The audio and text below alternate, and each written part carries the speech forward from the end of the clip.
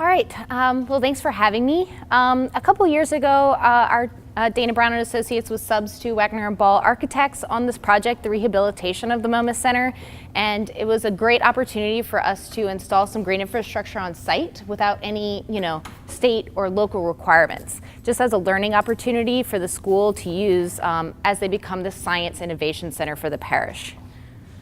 So the next slide. Next slide is the project background. This is a picture of the MoMA Center right before we started development back in 2012. And like I said, the goal was to create a landscape that integrated stormwater management so become an educational tool. And this was kind of a pilot project for the parish, some of the first green infrastructure that was installed here. So we captured some of the building runoff. We are in this upper right portion right now, the addition. The front part of the school is getting a new roof, so we could take advantage of some of that drainage. And there's also a pedestrian walkway on the other side of the planetarium where we're capturing some of that runoff as well with rain chains on the site. The runoff from this area is 6,500 cubic feet of water in our 1-year, 24-hour storm, which is one of our most frequent storms that we get here. It's about 2 inches, and we get those multiple times a year, as you all may know. So we have 8 green infrastructure facilities on site. If you look out of the windows, you can see them in action right now. We had some rain this morning, so you can see that some of them are still holding water. They're all interconnected with pervious pipe underneath. We have 6 bioretention cells, which are the main ones that we can see right now. There's a bioswale right behind us on the other side of this wall, and then another infiltration trench on the side of the street. Is that Royal right there? Yeah, on Royal. Great. So we're able to capture 7,850 cubic feet of water, which is 121% of our 1-year, 24-hour storm, which is great. Again, that's one of our most frequent storm events. So we're actually not getting any runoff from the site, from these buildings and existing roof lines. I'll show you some pictures. Again, you can see them in action. These pictures were a little bit closer after install. We tried to use a lot of native plants in our design. We have irises, oak leaf hydrangeas. There are itea and bald cypress. We have some dwarf yaupons, umbrella plant, which is a naturalized but not native species. So you can see this is where we're sitting right now looking out. There's also some Grancy graybeards, one of my favorite stormwater trees, with a fun name as well. Another picture, sorry, mine's moving a little slow. And our last slide, oh, sorry, keep going. Yeah, there's a picture of the bioswale on the left, right? Yes. And then the last slide, sorry, is our drone aerial image of the site. There's also some pervious paving in the parking lot. That was done by the engineers, so I don't have the exact calculations of how much water that holds, but it does capture and filter water from the parking lot driveway. So you can see in here just the parking aisle is pervious pavers filled with aggregate. So yeah, that's our introduction and a little bit of background behind the MoMA Center and the green infrastructure that's here.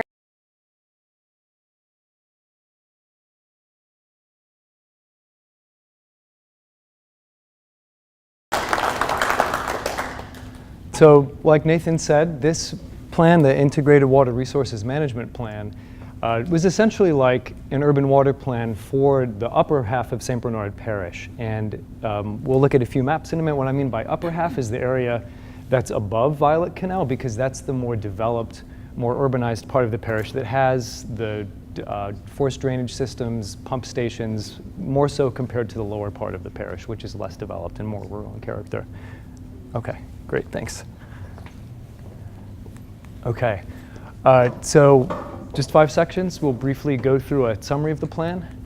And the overview, just want to note that these really incredible aerial photographs were taken by Jonathan Henderson, and he was generous enough to let us use them. They provide a very valuable perspective of the parish, and it's very clear to see the juxtaposition, the difference, the contrast between what is developed, what is wetland, what is high, what is low, what is dry. And we use these throughout the plan to help identify specific issues and overall broader patterns of the parish and how water is managed. So the definition is more like a strategy about how to think of the different ways in which water is managed in the parish. Really, that's the difference between the engineered forced drainage system, the catch basins, the pipes, the pumping stations that we know of, and how to potentially supplement that with green infrastructure and other opportunities like Danielle discussed through things like rain gardens, bioswales, places to temporarily hold on to water, to alleviate flooding, to better use resources so that we aren't running the pump stations as often, and also just to improve the quality of life, to make things safer for people in St. Bernard Parish, and also to create a more beautiful landscape, one that's better connected to water, where it is valued as an asset, that we're aware of it, and that we use it in a better way. So the team for this project, Wagner and Ball was the design lead, and we also worked with our Dutch colleague, Daltaris. You can see Roelof, he's on the ground measuring groundwater levels, which was a key component of this plan. And we also worked with Waldemar Nelson for cost estimation for these projects, which is included as an appendix in the report, as well as Gia, who did the stormwater modeling for the portion of the parish that we looked at to examine the existing drainage system and what impacts might be for the projects that we're proposing. That's also included in the plan. So we began with analyzing the existing conditions in the parish. Here's another great photo from Jonathan showing Chalmette to the river and across to the West Bank. And the primary feature of St. Bernard Parish is quite clear once you have an understanding of the foundation, of the actual ground that we are on. The landscape of the parish slopes down in elevation from the river. So the levee, of course, is the high point. Before the Mississippi was channeled in, it used to flood. Deposit sediment build up the natural levee before we built out that system long ago. And the brown area with the hatch is the back slope from the high point at the river levee, gradually sloping back down towards the 40 Arpent Canal, which would be the black line at the rear of the parish, just before the levee system that encloses this area. And the low part, which is in green, where you see the blue arrows pointing towards, that would be a basin, or in this case, more like a bowl, because it is contained by the levees itself. So that's the lowest point in the parish where water wants to go and stay. And before we developed the system of drainage of canals of the back levee, that's where water would be most of the time. So that was a much wetter, swampier area, and much lower in elevation too. Directly corresponds to the soil types as well. So closer to the river, there's more sand as sediment, which has greater bearing capacity for buildings and other heavy things like roadways and other structures. And then the green area is primarily clay, which is a characteristic soil type in our region. And then the rest of the parish, the brown area, is muck, which is highly organic and has a lot of decomposed materials, which is more stable when it's wet because there is more void area and airspace in that. So that's characteristic of the swamp, and like clay, has relatively poor drainage capacity as well as bearing capacity. So closer to the river is the higher and better ground because it's more stable and drains better. This is a timeline of historical development through the parish, just simple diagrams starting before European settlers arrived in 1718, largely undeveloped, very wet. And you can even read how the swamp is farther back away from the river, and there is the higher ground following the river's course. Over time, the parish began to develop, and you can see even the Islania settlement down along Bayou Road to the right. Apologize, these are a bit small to see, but the summary of this is to just gradually show over time how industry developed along the riverfront, how New Orleans urbanized and fully developed, and then that pressure expanded into St. Bernard Parish, especially last century. So you can see the rapid change from the beginning of 1900 or so in the bottom row all the way throughout mid-century, and finally probably the peak of the parish's development and population in the 1970s and 80s, largely the same until before Katrina. But by this point, A lot of the parish is the gray hatch, which indicates developed area, whether that's industrial or commercial or residential. And now, since 2005, there's a note pointing to the Mr. Go closure as well as the lake-borne surge barrier. So that includes our perimeter risk reduction or protection, you could say. And then the different land uses. So in a lot of ways, it's very similar to New Orleans, the same system, same type of development, at least in the upper part of the parish, probably through Chalmette. And that was the focus of our study area. Again, noting the differences between Upper and Lower St. Bernard. Lower St. Bernard, much more rural and agricultural in nature, more open space, green areas. And then in Araby and Chalmette, you see a lot more red, yellow, pink. That indicates commercial or industrial or residential development. So we all know that with that comes impervious surfaces like roadways and parking lots, things that shed stormwater and start to create a lot of runoff, which in time can back up parts of the drainage system and cause flooding. And St. Bernard also has a broad range of different types of land use, and sometimes these are very close together, such as very intense industrial development next to residential, maybe even next to open area farther in the back, and then beyond the central wetlands unit. So there's a lot going on here. At times it's very close to each other, and that can create some conflicts, but also some opportunities. The existing drainage system is actually very simple and takes advantage of gravity. So the landscape map that we saw earlier showing the slope back in the rear of the parish towards the 40-arpent canal on the central wetlands unit.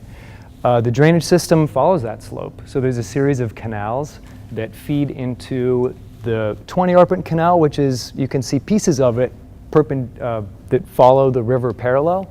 And then at the far back of the parish where the hard line is and all of those dots that indicate pumping stations, that's the 40-arpent canal, which is at a lower point, so it just takes all of the water that enters the canals and holds on to it. It's a pretty simple system, and it's also redundant. So if one pump station in that line fails, other ones keep running, and since all of the water is there, it actually makes a lot of sense as a system.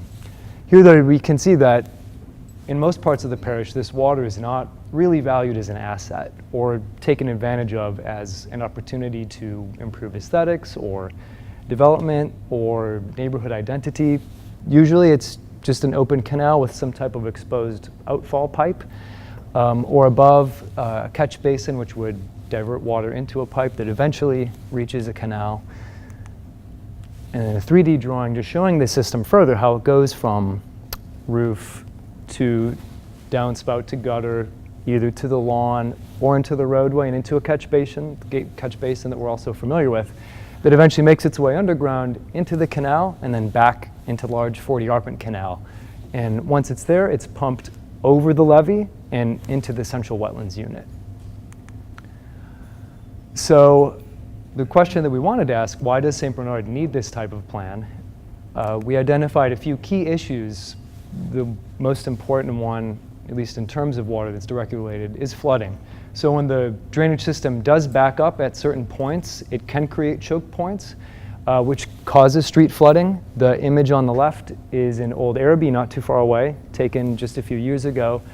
And around the same time, farther down in the parish, also very significant flooding, which we know can impede access for vehicles, for circulation, and causes a lot of safety and quality of life issues as well. Subsidence, which is the compacting of organic soils, kind of like the muck that we talked about, soils that once they're dried out have a lot of air space, so they compact and then over time they sink. And this is exacerbated in St. Bernard by forced drainage. So when we're pumping the water, we don't let it go into the soil and infiltrate, stabilizing groundwater levels. These soils dry out and they slowly sink over time. So the areas that are indicated in the orange on the map directly relate to those lower mucky soils in that basin bowl type of landscape. So these are the areas that are most susceptible to it, and then that this process happens a lot faster when we're draining water in a system and when we start to develop on top of it, placing heavy things. These soils are not that strong or stable, so they sink even faster. And here are a few examples in Chalmette along, I think, Jean Lafitte Parkway, and then this is a catch basin where the sidewalk and roadway around it are crumbling just off of Judge Perez. So this causes a lot of problems. It's not just a maintenance issue, but also safety. And in the drainage system, these are some of the places that cause these choke points that can exacerbate flooding and other problems. And for just the quality of the St. Bernard, when I mean urban quality, that's the idea, just of development, that there are urban systems of roadways, of drainage, of utilities and infrastructure.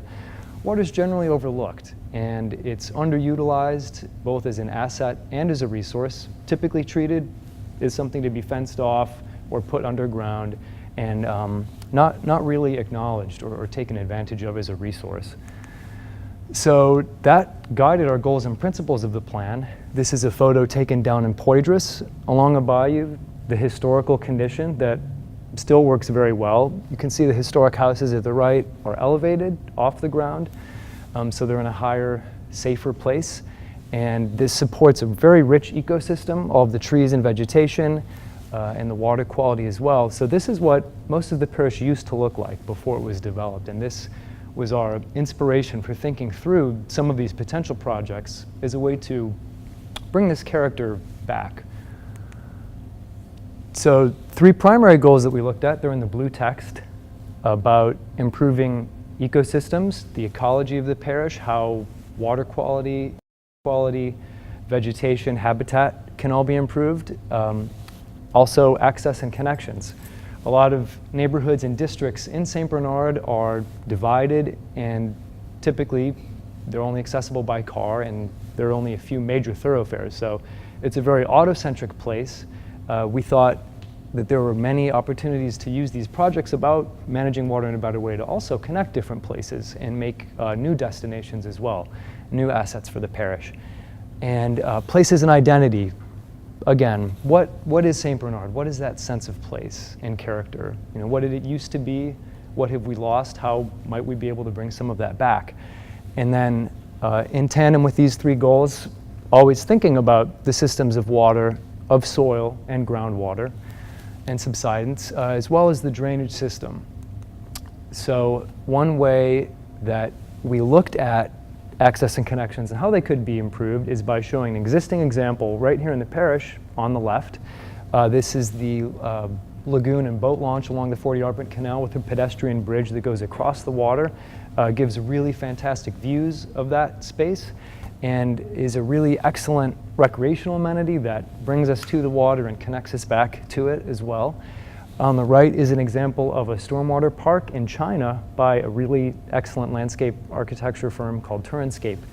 We look at a lot of their projects for inspiration, but this idea was to integrate the surface water, like canals, as well as waterfronts as places and wetlands, thinking about how to restore them as ecosystems, and just giving access to people back to water and places along water, and how can this be more of a recreational type of amenity like a park.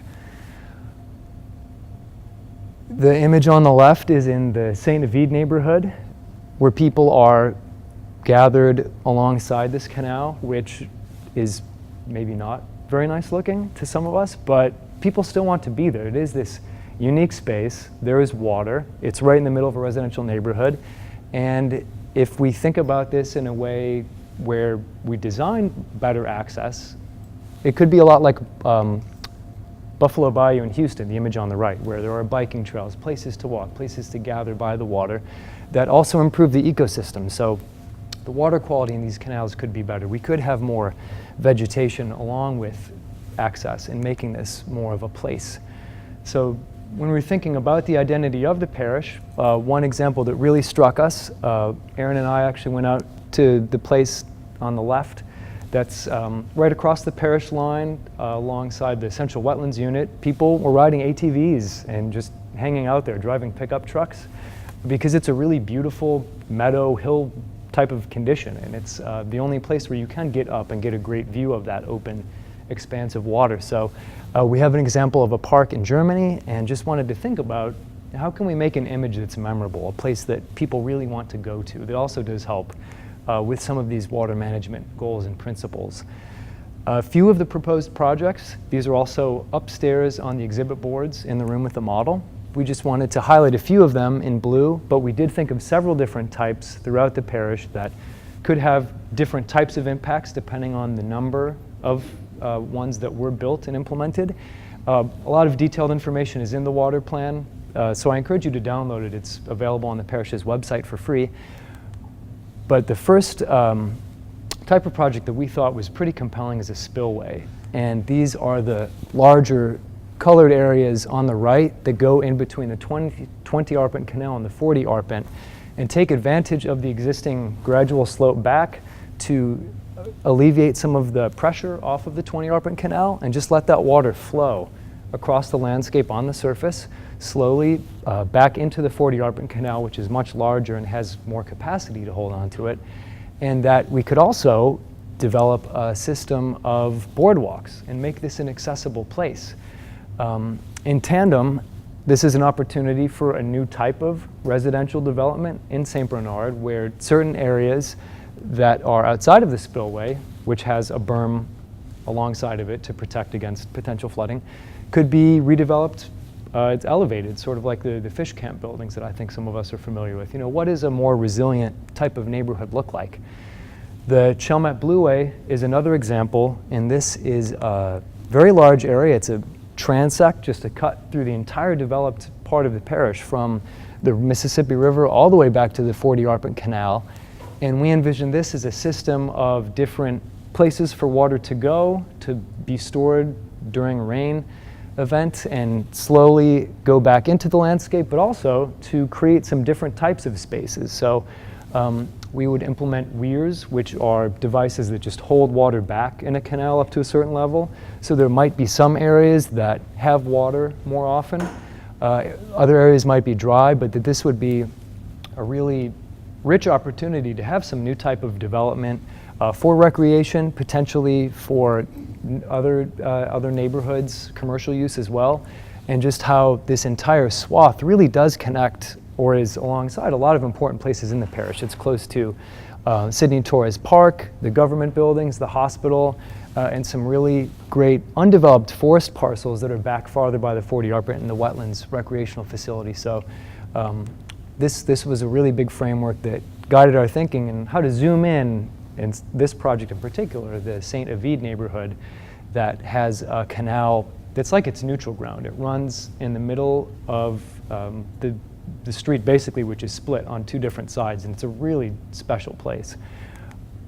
We looked at how we could fit ways of moving around there alongside the water, some sidewalks, multi-use paths for biking, places to gather, places to sit, different trees, even some larger areas to hold on to more water so that the water is more visible in the neighborhood. And in the section drawings on the right, you can see the existing condition at the top and how on both sides of the canal there could be more green infrastructure to absorb stormwater to alleviate flooding, and also just different places for people to be in this neighborhood. Larger scale, we looked at the two primary commercial streets that run through the parish and focused on Judge Perez. A lot of the shopping centers, parking lots that are very auto-centric. There aren't too many places to safely walk around or ride a bike.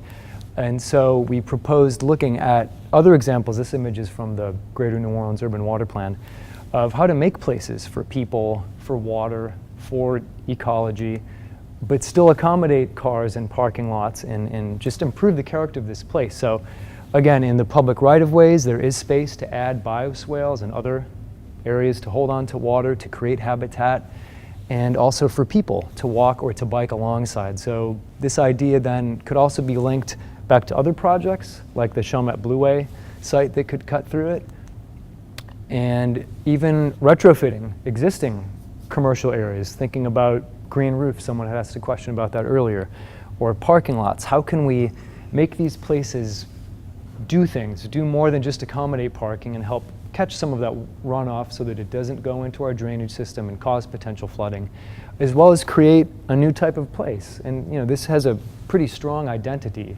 and an image in your mind if you think about it. So there's some very simple ways that we looked at just taking a few parking spaces and lifting up the catch basin so that water can be held in that area instead of immediately going to the system, as well as adding some more green infrastructure closer to buildings and throughout the parking lots, since the majority of the time parking lots are not fully used. It's only designed for peak seasons throughout the year. As I mentioned earlier, we also worked with GIA. They're an environmental engineering firm, and they modeled the stormwater system, evaluating a few different types of projects and a few different scenarios too, where we looked at different amounts of projects that would be implemented, and they ran these models, which are pretty complicated but fascinating to learn about, of the existing drainage system to see how things might work in a certain type of storm, like a 1 or 2% annual chance, or heavier rainstorms as well. And we looked at different combinations of even private property holding onto water, thinking about New Orleans stormwater ordinance, as well as commercial zones, and what if certain parking lots could hold on to water and participate in the system. So we also considered the pumping stations and different scenarios of having certain ones running, all of them off, which we would not recommend. And that's kind of the point of this plan, is that we have this engineered drainage system.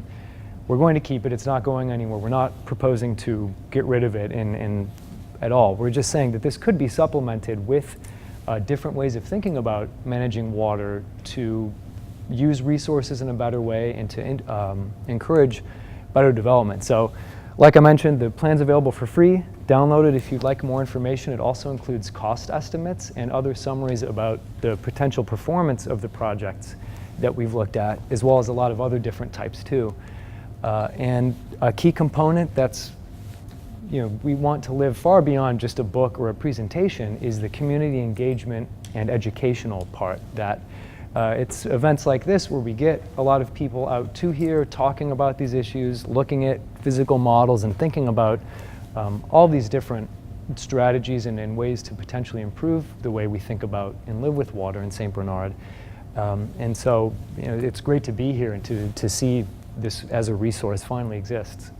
And then contact information, again, another excellent photo from Jonathan Henderson.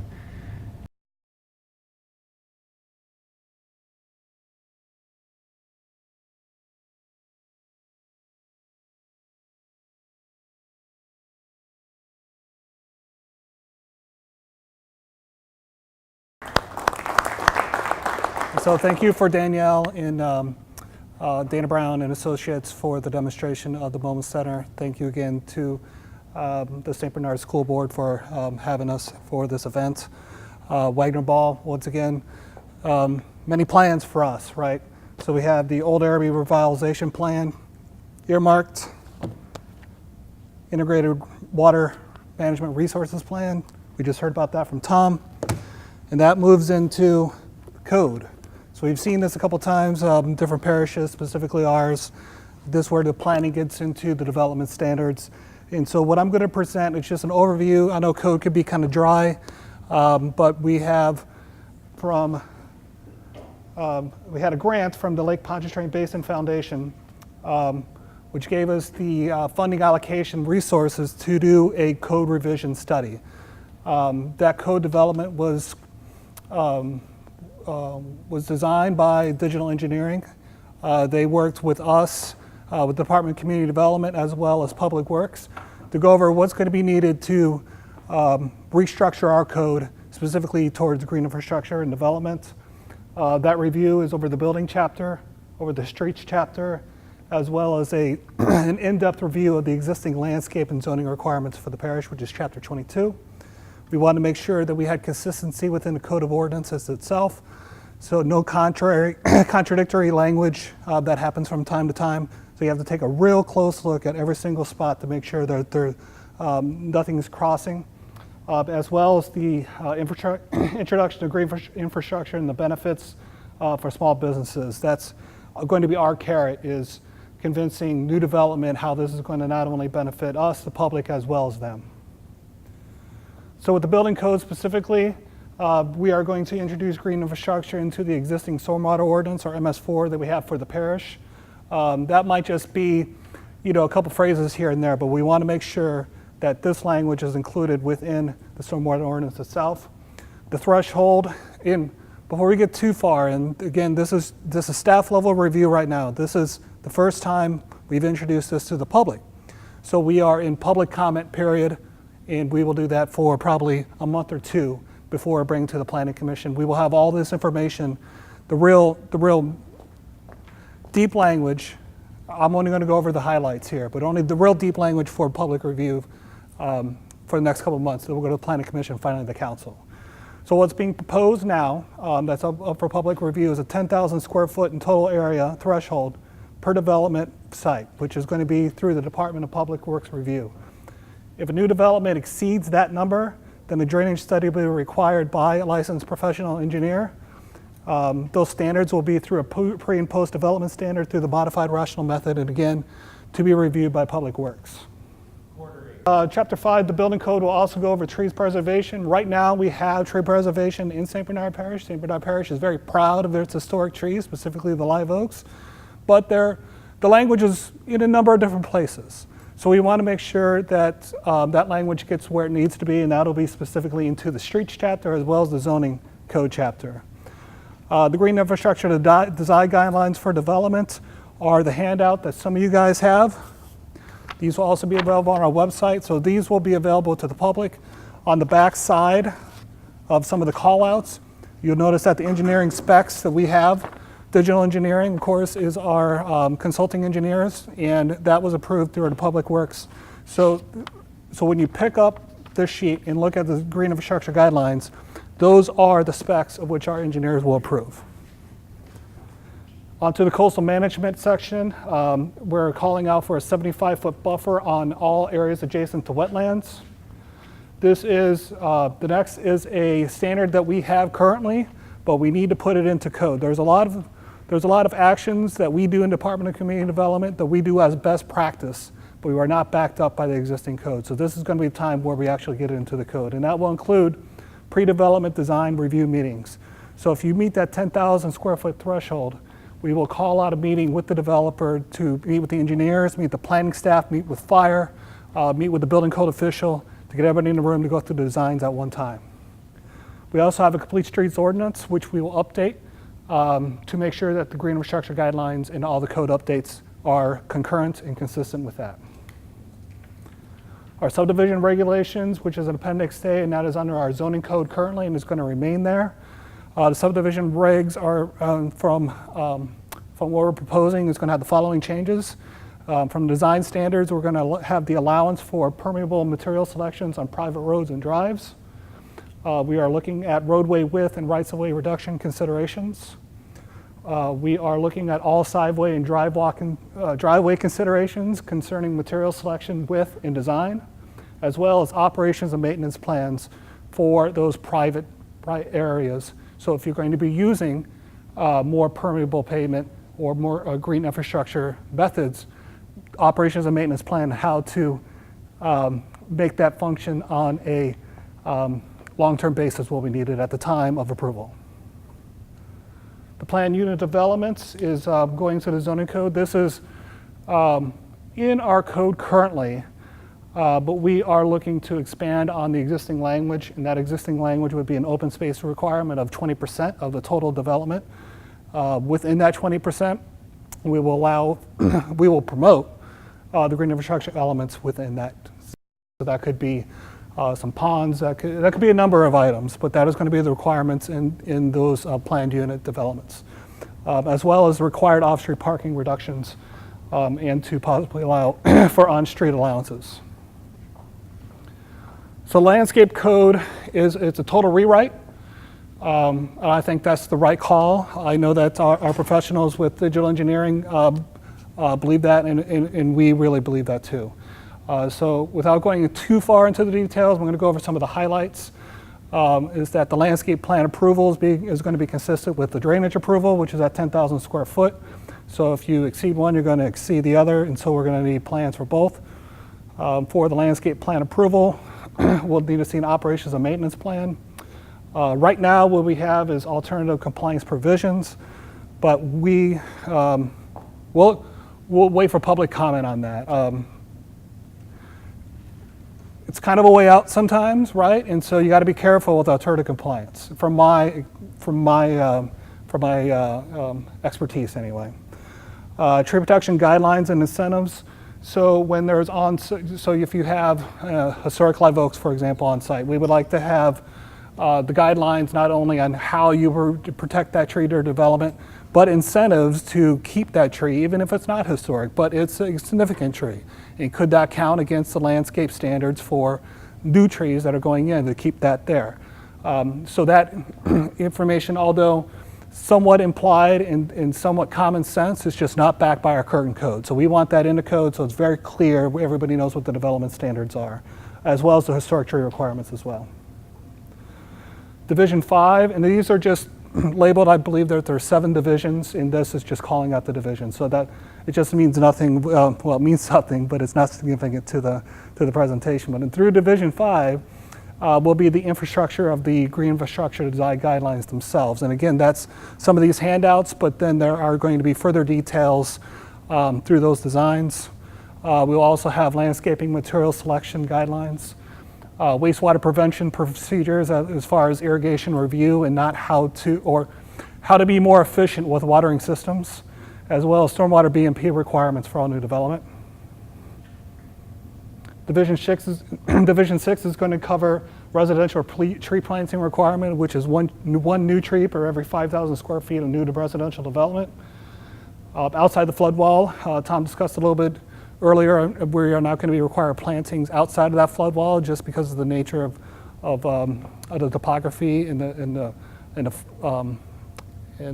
geologic and geographic region of where it's at. However, what we are excited about, and maybe the central theme of tonight for me, is the introduction of the Greenbelt philosophy, and that's really what our green infrastructure code is going to be centering on, which is, in short, 1 tree per every 40 linear feet, 1 shrub per 10 linear feet on the perimeters, of course, and a total of 75% vegetative cover for all of the green belt within private development, new development. And the green belts will go over specifically the development setbacks, and specifically in the world of planning, at least since I've been doing this, it always revolves around off-street parking, it seems.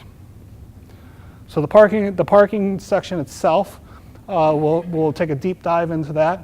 We'll be looking specifically at the regs on commercial parking lot setbacks, landscaped islands, permeable materials, traffic aisles, and a separation in designated spaces. And it separates in designated spaces. If you have 10 in a row, think of a Walmart division. At what point do you put another bump in the middle of it and make a green infrastructure in a middle landscape aisle to where it just breaks up the long linear parking rows? The residential parking design is also somewhat exciting for us because it's right now when Jason and I, on a normal day of business, we permit plans all day. And so for residential parking, we require 2 off-street parking spaces per development site on residential. Those parking spaces have to be beyond the front side of the house. And so for doubles, we have to, by code, have those as solid surface parking. So I understand the reason why we have it. It's just sometimes I know in my mind I'm approving it and I'm telling people you got to pour more concrete, which is kind of going against somewhat of a philosophy. So we are going to look at other possible residential designs, such as setbacks, runoff, permeable materials for driveways and pads. I think it would be good to open up those options for developers and persons building their own homes, right? We are also going to be looking at parking and bicycle required spaces for review. So part of our Complete Streets plan really is a deep dive at bicycle parking, bicycle accessibility. But the parking regulations for St. Bernard Parish are still pretty significant, at least for 2018. So we're going to be looking at a review, again, it's a review of maybe lowering some of those required parking spaces off street for retail, for instance, right? So here, as I lead into Mr. Stopa going over some of the proposed projects coming up and some of the future ideas that our department and our parish government has, I'm going to go over a few of the designs that we have completed without code behind us. And so this was a development that happened about 2 years ago. And so this is on West Judge Perez, and the Shoe Encore that you see in the picture was about half that size. And it was a building set back, and on this side of the lot was an old, Howard, what was that? Was that an old fast food restaurant maybe? It was a veterinarian clinic originally. It was a veterinarian clinic, but what I saw on the ground was foundations of an old parking lot. It just didn't look good. It was almost 100% impervious cover. So we went through design review with the architect and with the client themselves. We had to go through a BZA process of setbacks in parking spaces, which if anybody has went through that, that's always quite a process. But we made some concessions. So because we wanted to knock down some of the parking, we wanted to bump up some of the landscaping. So in that particular case, we won, and we got, not consistent with green infrastructure, but it did meet the drainage requirements for the parish. So on the front driveway, you'll see that there's an infiltration trench that runs the subsurface drainage, and that is, you see that a little bit better on the next slide. So all that is all subsurface, it backs up and goes into there, so that's the retention area for slow release back in. So it's not an open system, it's a closed system, and it does the job of the drainage, but you know, it was our first shot of trying to implement something different. I think it came out pretty well. And as we move to another project, this one our department's pretty proud of. This is the residential, or this is the commercial development of the Holiday Inn Express. Again, another lengthy conversation with the developer to get what we wanted. And what that is the bioretention cells in the front and heavily landscaped areas. Also meets the drainage requirement, and I think the aesthetics look pretty good. And there is a view from the front. And so without taking any questions, I'm going to move right into Jason, and then we can both address some questions at the end. All right, well, thank you, Dale. I get to do the fun.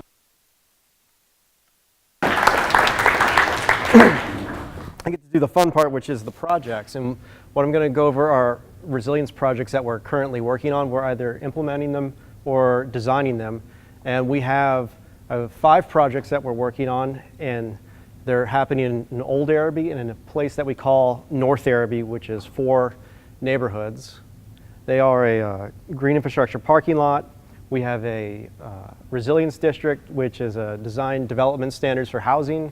And then we have 3 parks, Patricia Park, Heights Park, and then the Cheniere Nature Trail.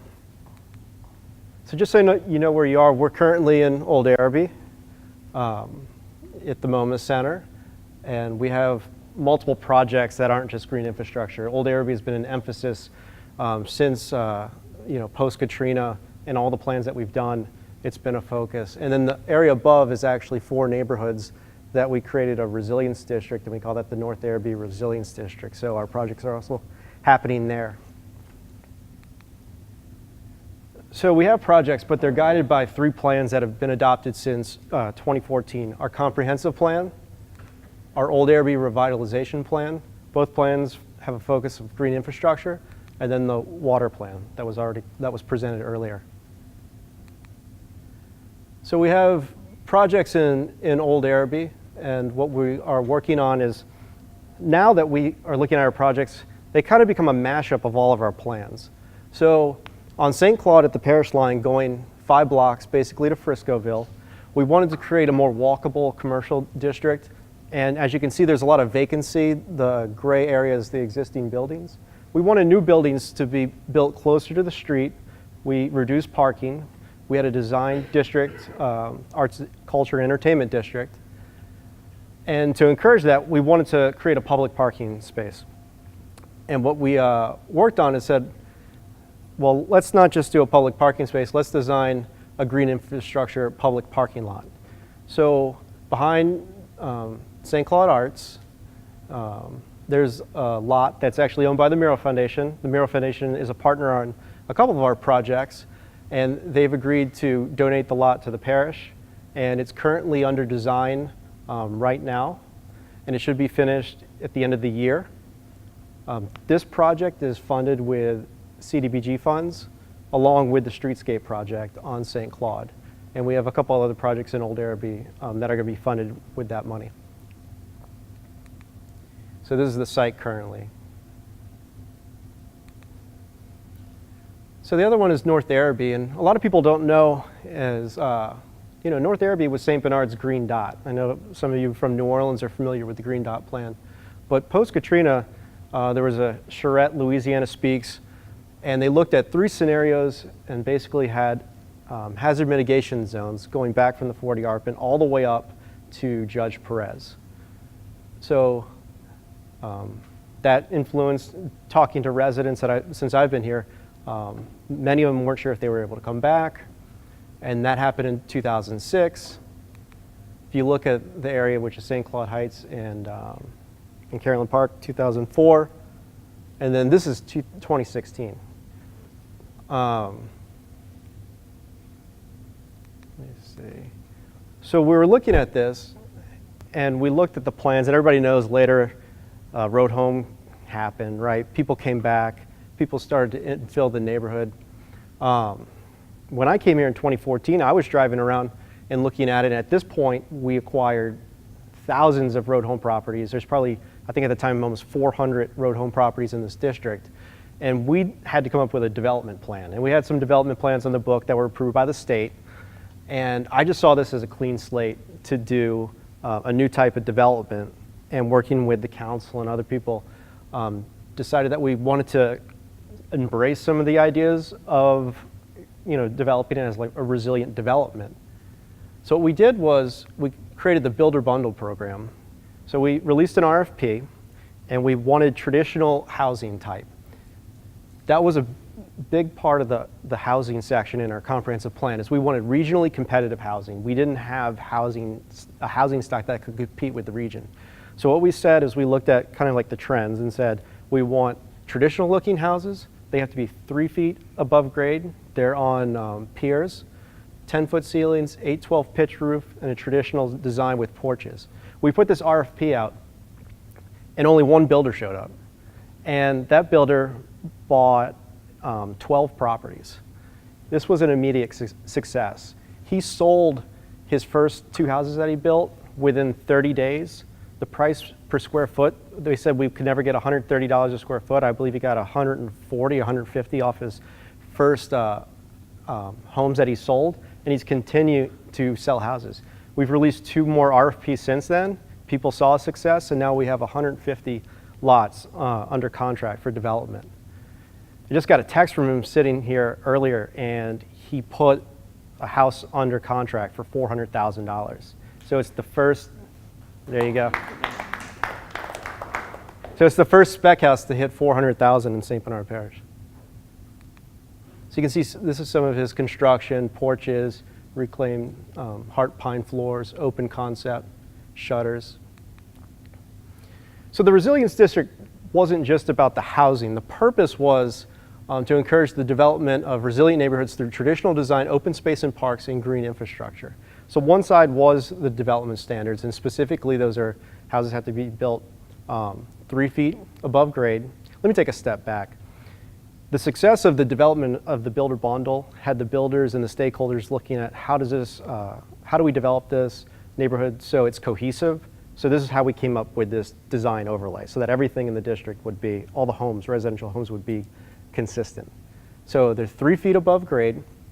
They're 9-foot ceilings, 812 pitch roof. We require 1 shade tree, a 3-inch caliper. At the time, stormwater management was not allowed, permeable paving, so we provided some flexibility there. And then one of the things that we did after Katrina is we took our lots and we subdivided them and made them larger lots. This was very attractive to builders and the buyers. And those are our highly sought after lots currently. So our first project to kind of get off the ground was a Patricia Park project. This is an existing park that's in the neighborhood. And it basically was, we wanted to remove concrete and plant trees. So Richard and Dale worked together on this plan, and we sent the plan to Public Works. Public Works went and just started removing concrete per the plan. And then this was really led by the neighborhood association who fundraised money and was able to put in 5 large oak trees. And I believe they were able to plant 6 cypress trees and a row of crepe myrtles. Here's a quick look at one of the trees that was planted. You can see a walking path on the left. That used to be concrete from the walking path to the parking. So we were able to take that concrete out. And this was not with CDBG money. And most of the work that we do is with community development block grant money. This was all fundraised or work done by parish employees. The next one is Heights Park. So Heights Park is being paid for by community development block grant funds, and it's under design currently, and it should be finished by the end of the year. One of the pitches when we went to talk to builders is we have to sell you the land for fair market value, but what we want to do is take that money, the program income, and put it back into the neighborhood. So this is a park with an observation deck, and what's great about this is it's right on the canal. It's on the 40 Arpin Canal. We also have a bridge that's coming in that's going to go over the canal because we're building a bike path on the other side. So we're going to have a bike path from Araby that connects all the way to the boathouse, and actually that bike path is going to go all the way down to Violet. So there is some rainwater planting there too. This is a shot of that. You can see the canal. And it's on 4 road home lots too. Now this is a big concept that is a stormwater park. And this was one of the first drawings. This is on Mural Foundation property. And they were working with several designers. I think back into 2011 is when you started working on this. And working with the parish. And we're looking at how we could create a park setting. And it's changed a little bit since this time, but it's basically the same, to connect Torres Park to the boathouse. So Torres Park is right behind the government building.